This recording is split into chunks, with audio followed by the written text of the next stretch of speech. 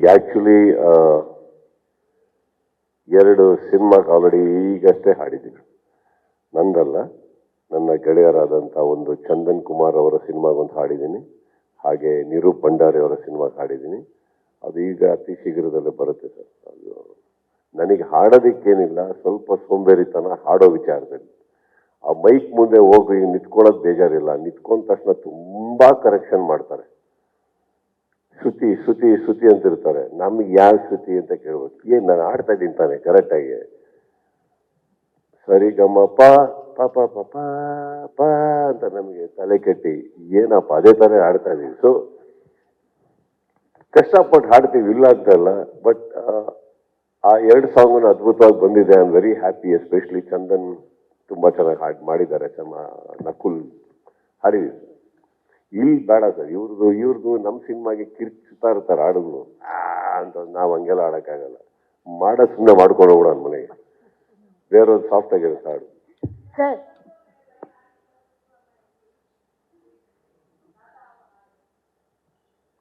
ಏನೇನು ಮಾಡಿಸ್ಬೇಕು ಅಂತ ಇದ್ರೆ ಸಾಧಾರಣ ಅಂತ ಕೇಳಿ, ಇವ್ರಿಗೆ ನೋಡಿದ್ರೆ ಭಯ ಆಗಲ್ವಾ ಕೇಳ್ತಾರೆ. ಏನೇನೋ ಇವ್ರದ್ದು ಭಯ ಇರ್ಕ. ಅವರ ಪಾತ್ರ ரொம்ப பயப்படுறோம் எல்லாரும் ಇಂಡಸ್ಟ್ರಿயில. ಸರ್ ಅವ್ರು ಒಂದಾಲೆ ಒಂದು ಹೆಡ್ಲೈನ್ ಗ್ಯಾರಂಟಿ.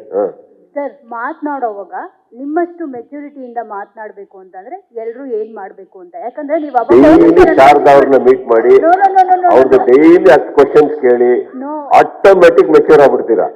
ನೋ ಸರ್, ಹೌದು. ಇಲ್ಲ, ನಾನು ನಿಮ್ದು ಕೇಳ್ತಾ ಇರೋದು ಅಂದ್ರೆ ಈಗ ನೀವು ಒಂದು ವಿಷಯ ಹೇಳಿದ್ರಿ, ಅವ್ರು ಕೇಳಿದ್ರು ನಿಮ್ಗೆ ಇಲ್ಲಿ ಬರೀ ಕನ್ನಡಿಗರು ಇರ್ತಾರ, ಅದರ್ವೈಸ್ ತಮಿಳಿಯನ್ಸ್ ಇರ್ತಾರ, ತಮಿಳರು ಇರ್ತಾರ ಅಂತ. ಅವಾಗ ನೀವು ಹೇಳಿದ್ರಿ ಕನ್ನಡದವರು ಇರ್ತಾರೆ, ತಮಿಳಿಯನ್ ಅವರು ಇರ್ತಾರೆ ಅಂತ. ಆದ್ರೆ ಕೆಲವೊಬ್ರು ಮಾತಾಡೋವಾಗ ತಮ್ಮ ಭಾಷೆಯನ್ನು ಮೇಲಕ್ಕೆ ಇಟ್ಬಿಟ್ಟು ಇನ್ನೊಂದು ಭಾಷೆನ ಕೆಳಗಡೆ ಮಾಡೋದು ಅದೆಲ್ಲ ಮಾಡ್ತಾರೆ. ಅದನ್ನ ನೀವು ಆ ಥರ ಮಾಡಲಿಲ್ಲ.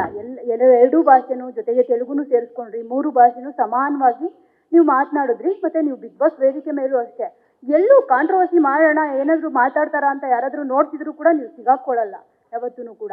ಅಷ್ಟೊಂದು ಮೆಚುರಿಟಿ ಎಲ್ಲಿಂದ ಬಂದಿದೆ? ಏನು ತಿಂತೀರಾ? ಏನಾದರೂ ಸೀಕ್ರೆಟ್, ಅದರ್ವೈಸ್ ಬಾಯಲ್ಲಿ ಏನಾದರೂ ಹಾಕ್ಕೊಂಡು ಬರ್ತೀರಾ? ಇಷ್ಟೆಲ್ಲ ಮಾತಾಡ್ತೀರಾ?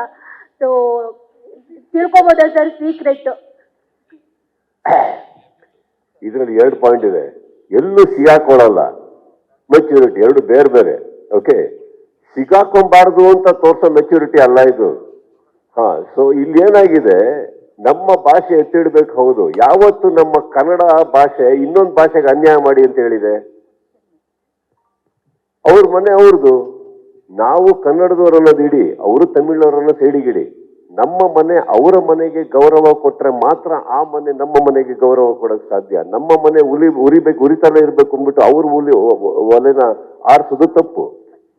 ಅವ್ರ ಬ್ಯಾನರ್ ಎಲ್ಲಿಂದ ಬಂದಿದೆ? ಅವ್ರನ್ನ ಬೆಳೆಸಿದವ್ರು ಯಾರು? ಅವ್ರೀಗ ದುಡಿಮೆ ಮಾಡಿ ಕೆಲಸ ಮಾಡಿದವ್ರು ಯಾರು? ಅದಷ್ಟನ್ನು ಇಟ್ಕೊಂಡು ಇವತ್ತು ಇಲ್ಲೂ ಸಿನಿಮಾ ಮಾಡಕ್ ಬಂದಿದ್ದಾರೆ ಅಂದಾಗ ಅದನ್ನ ಖುಷಿ ಪಡೋಣ. ನಂಬರ್ 1. ಹಾಗಂತ ಕನ್ನಡದವ್ರು ಇಲ್ವಾ? ಇದ್ದೇ ಇದ್ದಾರೆ.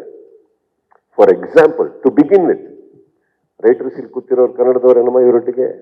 ಸಂಗೀತ ನಿರ್ದೇಶಕರು ಇವರಿಗೆ ತಮಿಳಿನಲ್ಲಿ ತುಂಬಾ ಜನ ಇದ್ದಾರೆ.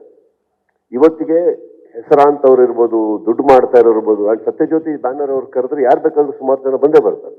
ಬಟ್ ಇಲ್ಲಿನವ್ರನ್ನ ಹಾಕೊಂಡಿದ್ದಾರೆ. ಶೇಖರ್ ಚಂದ್ರು ಅಗೇನ್ ಇವರೇ ತೋರಿಸಿದ್ರು. ಇವಾಗ ಅಲ್ಲಿ AV ಒಳಗೆ DOPಗಳು ಎಷ್ಟು ಜನ ಇಂಟ್ರೊಡ್ಯೂಸ್ ಮಾಡಿದಾರಂತ. ದೇ ಕೂಡ ಬ್ರಾಡ್ ನಮ್ಮ DOP ಶೇಖರ್ ಚಂದ್ರು. ಕರೆಕ್ಟ್, ಇದಾರಲ್ಲ, ಎಲ್ಲರೂ ಇದ್ದಾರೆ. ಇದನ್ನೆಲ್ಲ ನೋಡ್ಬೇಕಾದ್ರೆ ಯಾರೋ 1-2 ಜನ ಅಲ್ಲಿಂದ ಬಂದ್ರು ಅಂತ ತಕ್ಷಣ ಕನ್ನಡದವ್ರು ಇಲ್ಲ ಅನ್ನೋ ತಪ್ಪಾಗುತ್ತೆ.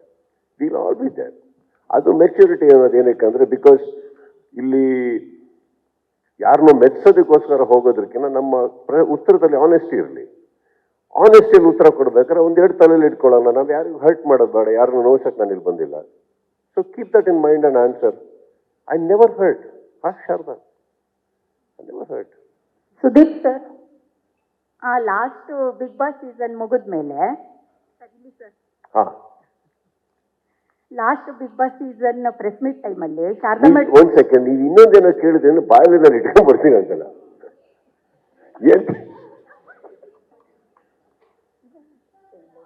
ನನಗೆ ಇವತ್ತೇ ಗೊತ್ತಾಗಿದ್ದು ತಿನ್ನೋದ್ರಿಂದ ಮೆಚುರಿಟಿ ಬರುತ್ತೆ ಅಂತ.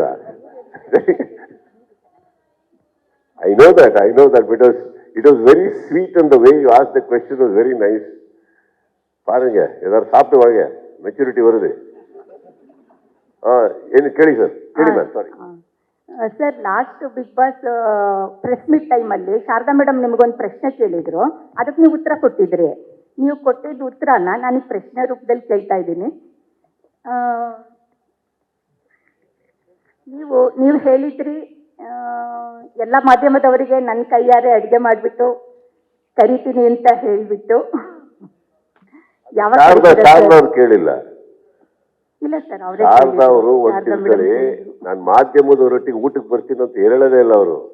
ನಾನು ಪರ್ಸನಲ್ ಆಗಿ ಯಾವಾಗ ಬರ್ಲಿ ಹೇಳಿ, ನಾವು ಪರ್ಸನಲ್ ಆಗಿ ಮಾತಾಡಬೇಕು.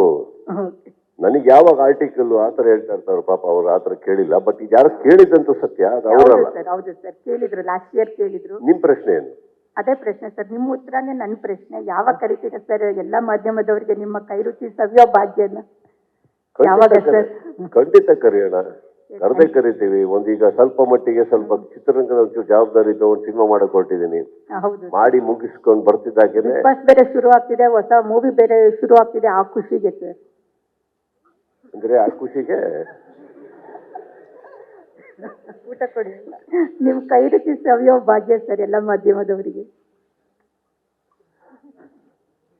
ಅಷ್ಟನ್ನಾದ್ರೊಟ್ಟಿಗೆ ಬೇರೆ ಏನಾರು ಬೇಕಾ? Vijay sir, sir poster design Karnataka colouring represent ಮಾಡುತ್ತೆ. ಸೊ ಅದನ್ನ ಏನ್ ಮೈಂಡ್ ಅಲ್ಲಿ ಇಟ್ಕೊಂಡು ಮಾಡಿದ್ರಿ ಅಂತ?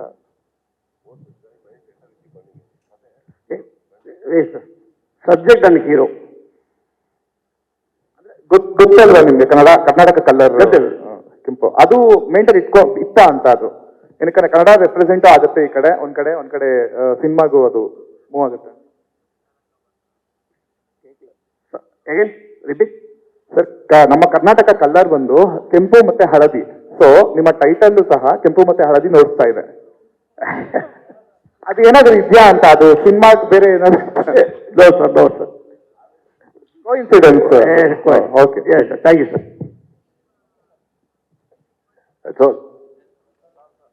ಕೊಂಡಿರುವಂತ ವ್ಯಕ್ತಿತ್ವ. ಸೊ ನಿಮ್ಮ ಅಭಿಮಾನಿಯಾಗಿ ಒಂದು ಪ್ರಶ್ನೆ ಕೇಳೋದಾದ್ರೆ, ಮತ್ತೆ ಡೈರೆಕ್ಷನ್ ಯಾವಾಗ ಮಾಡ್ತೀರಾ? ಈ ವರ್ಷ ಆಕ್ಚುಲಿ ಸೆಟ್ಟಿಗೆ ಏರ್ಬೇಕಿತ್ತು. ಬಿಕಾಸ್ ನಂದು 2 ಕತೆ ರೆಡಿ ಆಗಿ, ಪ್ರೊಡಕ್ಷನ್ ರೆಡಿ ಆಗಿ, ಎಲ್ಲ ರೆಡಿ ಆಯ್ತು. ಇನ್ನೇನ್ ಕತೆ ಹೋಗ್ಬೇಕು ಅಂತ ಒಬ್ರು ಬಂದ್ರು. ಏನ್ ನಿಮ್ ಕತೆ ಅಂದೆ, ಇದು ಅಂದ್ರು. ನಮ್ ಕತೆ ಸೈಡಿಗೆ ಹೋಯ್ತು.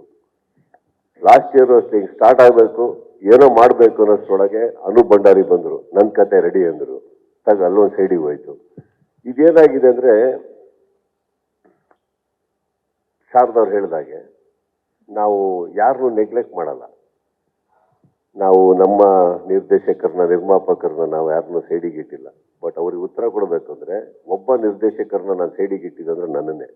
ಅದು ನಮ್ಮವರಿಗೋಸ್ಕರ. What an answer sir, what an answer.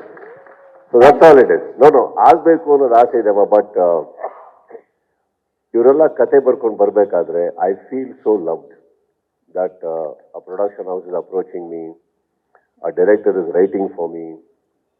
ಮನೆಯಲ್ಲಿ ನಮ್ಮ ತಾಯಿ ಅಡುಗೆ ಮಾಡ್ಬೇಕಾದ್ರೆ ಅಷ್ಟೇ ಪ್ರೀತಿಯಲ್ಲಿ ಊಟ ಮಾಡ್ತಾ ಇದ್ದೆ. ಏನೇ ಯಾರೇ ಪಾರ್ಸಲ್ ತಂದಿರಲಿ, ನಮ್ದಿರ್ಲಿ, ಅವ್ರು ಏನೋ ಮಾಡಿ ಹಾಕಿದಾಗ ಒಂದು ಖುಷಿ ಇರುತ್ತೆ ಗೊತ್ತಾ, ನಮಗೋಸ್ಕರ ಮಾಡಿದ್ರು ಅಂತ. ಅದೇ ತಾಯಿಗಳ ಸ್ಥಾನದಲ್ಲಿ ನಿಲ್ಲೋರೇ ಕತೆಗಾರರು ಹಾಗೂ ನಿರ್ದೇಶಕರು. ಅವರೆಲ್ಲ ಕುತ್ಕೊಂಡು ನಮಗೆ ಬರಿಬೇಕಾದ್ರೆ ಆ ಪ್ರೀತಿನ ಏನಾಗುತ್ತೆ, ನಾವು ಏನೇ ಮಾಡಬೇಕು ಅಂತ ಇಟ್ಟಿದ್ರು ಸೈಡಿಗೆ ಇಟ್ಬಿಟ್ಟು ಮುಂದೆ ಹೋಗ್ತೀವಿ. ದಟ್ ಇಸ್ ಒಂದು it's A huge sacrifice also, but I think it's worth it. Okay sir, but ಕಾಯ್ತಾ ಇರ್ತೀವಿ ನಿಮ್ಮ ಡೈರೆಕ್ಷನ್ಗೋಸ್ಕರ. ಎಸ್ ನೋಡಿ, ಅವ್ರ ಕೈ ರುಚಿ ಕಾಯ್ತಾ ಇದ್ದಾರೆ. ಶಾರದಾ ಅವರು ನಾನು ಕಾಂಟ್ರವರ್ಸಿ ಯಾವಾಗ ಮಾಡ್ತೀನಿ ಅಂತ ಕಾಯ್ತಾ ಇದ್ದಾರೆ. ನೀವು ಸಿನಿಮಾ ಕಾಯ್ತಾ ಇದ್ರಿ, ಎಲ್ಲ ಆಗ್ಲಿ.